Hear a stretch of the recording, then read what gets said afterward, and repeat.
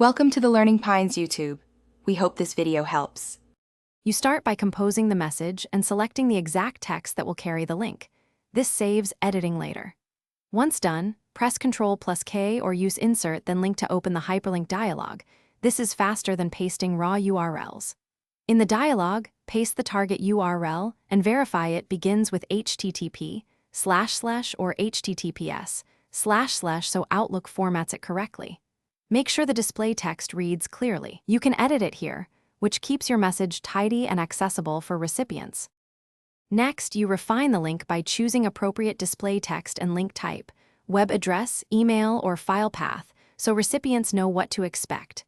If linking to a file on a shared drive, confirm permissions and use UNC paths if needed, otherwise attach the file. Once inserted, right-click the link to test, edit, or remove it. Testing prevents broken links. Also, consider pasting the raw URL beneath the display text for mobile users who might have trouble clicking. Finish by sending a test message to yourself and clicking the link from both desktop and mobile clients to ensure it opens correctly.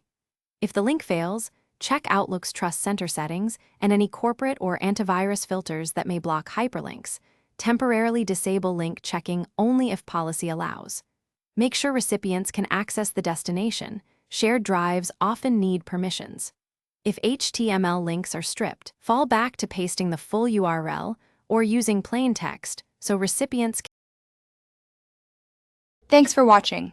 Consider subscribing if we helped you.